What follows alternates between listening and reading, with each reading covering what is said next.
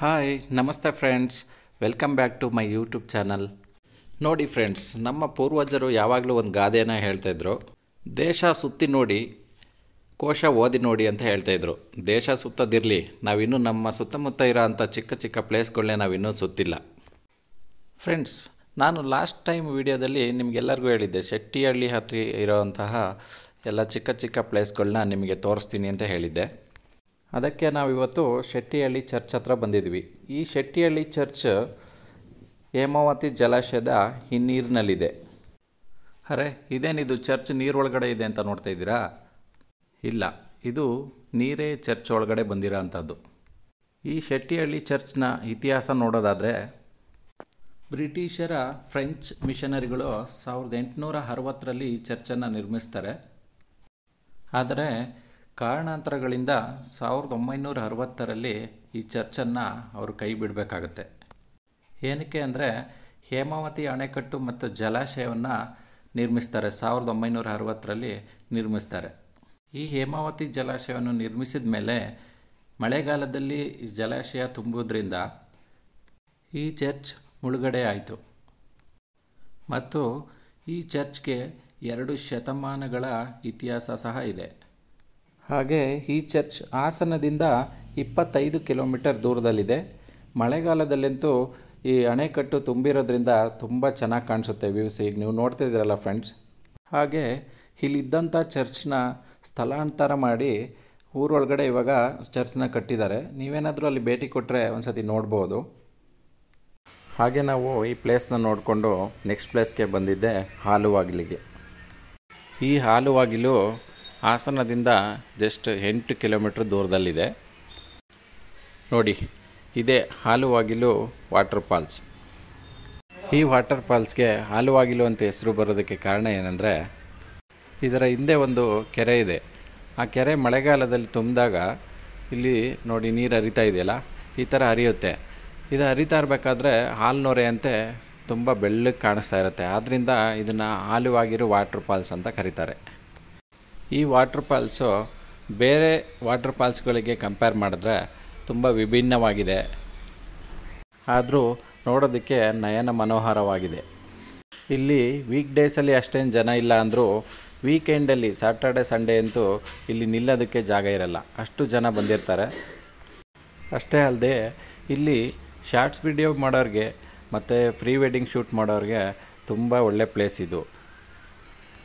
ಹಾಗಂತ ನೀವು ಈ ನೀರು ಧುಮುಕ್ತಾ ಇರೋದು ನೋಡಿ ತುಂಬ ಚೆನ್ನಾಗಿದೆ ಅಂತ ಹೇಳಿ ನೀರಿಗಿಳಿದ್ರೆ ಜಲಪಾತದ ಕೆಳಗೆ ಬಿದ್ದಿರ್ತೀರ. ಯಾಕೆ ಅಂದರೆ ಇಲ್ಲಿ ನೀರು ಹರಿತಾ ಇರೋದ್ರಿಂದ ತುಂಬ ಪಾಚಿ ಕಟ್ಟಿದೆ, ಇಲ್ಲಿ ತುಂಬ ಜಾರುತ್ತೆ. ಆದ್ದರಿಂದ ನೀವು ತುಂಬ ನಿಧಾನವಾಗಿ ಓಡಾಡಬೇಕಾಗತ್ತೆ ಇಲ್ಲಿ. ಹಾಗೆ ಈ ವಾಟರ್ ಫಾಲ್ಸ್ನಲ್ಲಿ ವರ್ಷವಿಡೀ ನೀರಿರೋಲ್ಲ. ಮಳೆಗಾಲದಲ್ಲಿ ಇದರ ಹಿಂದೆ ಇರೋವಂಥ ಕೆರೆ ತುಂಬಿದಾಗ ಮಾತ್ರ ಈ ಥರ ಜಲಪಾತ ಸೃಷ್ಟಿಯಾಗುತ್ತೆ. ಇದನ್ನು ನೋಡೋಕ್ಕೆ ಅಂತಲೇ ತುಂಬ ಜನ ಬೇರೆ ಬೇರೆ ಕಡೆಯಿಂದ ಬರ್ತಾರೆ. ಇವಾಗ ಮಳೆಗಾಲ ಮುಗ್ದಿರೋದ್ರಿಂದ ನೋಡಿ ಸ್ವಲ್ಪ ನೀರು ಕಡಿಮೆ ಇದೆ. ಮಳೆಗಾಲದಲ್ಲಂತೂ ಈ ಥರ ನಿಲ್ಲಕ್ಕಾಗಲ್ಲ, ತುಂಬ ಫಾಸ್ಟಾಗಿ ಹರಿತಾ ಇರುತ್ತೆ. ಹಾಲ್ನೊರೆಯಂತೆ ಹರಿಯೋದ್ರಿಂದ ಇದಕ್ಕೆ ಹಾಲುವಾಗಿಲು ಅಂತ ಹೆಸರು ಬಂದಿದೆ.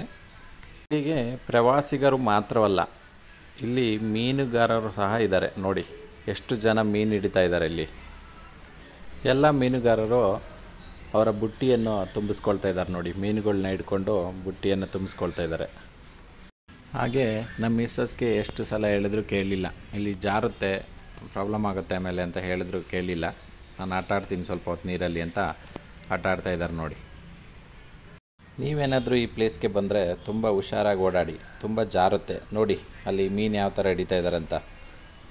ತುಂಬ ವಿಭಿನ್ನವಾದ ಒಂದು ಗಾಣಗಳನ್ನು ಯೂಸ್ ಮಾಡ್ತಾರೆ ಇವಾಗ. ಮೊದಲು ಥರ ಚಿಕ್ಕ ದಾರ ಆ ಥರ ಏನಿಲ್ಲ, ಬೇರೆ ಬೇರೆ ಥರ ಅದರಲ್ಲಿ ಉಪಕರಣಗಳಿದೆ.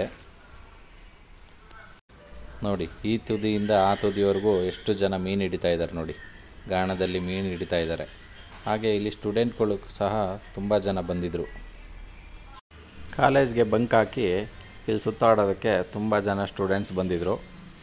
ಸೊ ಹಾಗೆ ನಮ್ಮ ಮಿಸ್ಸಸ್ಸು ನೀರಲ್ಲಿ ಆಟ ಆಡಿಕೊಂಡು ವಿಡಿಯೋ ಮಾಡಿಕೊಂಡು ಫೋಟೋಸ್ ತೆಗೆಸ್ಕೊಂಡು ಹಾಗೆ ಮುಂದೆ ಬಂದು ನೋಡಿ ತುಂಬ ದೊಡ್ಡದಾಗಿರೋ ಅಂಥ ವಾಟರ್ ಫಾಲ್ಸ್ನ ಯಾವ ಥರ ಕಾಣಿಸ್ತಾ ಇದೆ.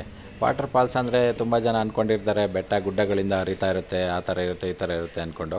ಆದರೆ ಇದು ಎಲ್ಲ ಫಾಲ್ಸ್ಗಳಿಗಿಂತ ಒಂದು ಸ್ವಲ್ಪ ವಿಭಿನ್ನವಾಗಿದೆ ಇದು. ಆದರೆ ನೋಡೋದಕ್ಕೆ ಮಾತ್ರ ತುಂಬ ಚೆನ್ನಾಗಿ ಕಾಣಿಸುತ್ತೆ. ನೀವೇನಾದರೂ ಒನ್ ಡೇ ಟ್ರಿಪ್ಗೆ ಹೊರಟಿದ್ರೆ ಈ 3 ಪ್ಲೇಸ್ಗಳನ್ನ ಒಂದೇ ದಿನದಲ್ಲಿ ನೀವು ನೋಡ್ಬೋದು. ಯಾವುದ್ಯಾವುದು ಅಂದರೆ ಹೇಮಾವತಿ ಜಲಾಶಯನ ನೋಡ್ಬೋದು, ಗುರೂರ್ ಹತ್ರ ಇರೋದು. ಈ 4 ಪ್ಲೇಸನ್ನು ನೀವು ಒಂದು ದಿನದಲ್ಲಿ ನೋಡ್ಬೋದು. ಅದರಲ್ಲಿ ಮೊದಲನೆಯದು ಗುರೂರ್ ಹತ್ರ ಇರೋಂಥ ಹೇಮಾವತಿ ಜಲಾಶಯ. ಸೆಕೆಂಡ್ ಒನ್ ಯಾವುದಪ್ಪ ಅಂದರೆ ಹೇಮಾವತಿ ಜಲಾಶಯದ ಹಿನ್ನೀರಿನಲ್ಲಿರುವ ಶ್ರೀ ರಂಗನಾಥ ಸ್ವಾಮಿ ಟೆಂಪಲ್.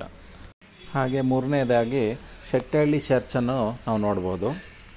ನಾಲ್ಕನೇದಾಗಿ ಹಾಗೆ ಮುಂದೆ ಬಂದರೆ ಇಲ್ಲಿ ಹಾಲುವಾಗಿಲು ವಾಟರ್ ಫಾಲ್ಸ್ನ ನಾವು ನೋಡ್ಬೋದು. ಈ 4 ಪ್ಲೇಸ್ಗಳಿಗೂ ನಾವು ಮಳೆಗಾಲದ ಹಿಂದೆ ಮುಂದೆ ಹೋದರೆ ಈ ಪ್ಲೇಸ್ಗಳು ತುಂಬ ಚೆನ್ನಾಗಿರುತ್ತೆ ಇಲ್ಲಿ ನೋಡೋದಕ್ಕೆ. ನೋಡಿದ್ರಲ್ಲ ಫ್ರೆಂಡ್ಸ್, ನನ್ನ ವಿಡಿಯೋ ಇಷ್ಟ ಆಗಿದ್ದರೆ ಕಮೆಂಟ್ಸ್ ಮಾಡಿ, ಲೈಕ್ ಮಾಡಿ, ಶೇರ್ ಮಾಡಿ. ಮತ್ತು ಯಾರೆಲ್ಲ ಈ ವಿಡಿಯೋನ ಸಬ್ಸ್ಕ್ರೈಬ್ ಆಗದೇ ನೋಡ್ತಾ ಇದ್ದೀರಾ, ದಯವಿಟ್ಟು ಸಬ್ಸ್ಕ್ರೈಬ್ ಮಾಡಿ, ಸಪೋರ್ಟ್ ಮಾಡಿ. ಹಾಗೆ ಈ ಪ್ಲೇಸ್ಗಳ ಬಗ್ಗೆ ನಿಮ್ಮ ಅನಿಸಿಕೆಯನ್ನು ಕಮೆಂಟ್ಸ್ ಬಾಕ್ಸ್ನಲ್ಲಿ ಹಾಕಿ ಸಪೋರ್ಟ್ ಮಾಡಿ. Thank you for watching my videos friends. ನನ್ನ ಮುಂದಿನ ವಿಡಿಯೋದಲ್ಲಿ ಮತ್ತೆ ಭೇಟಿಯಾಗೋಣ. Bye friends, bye all.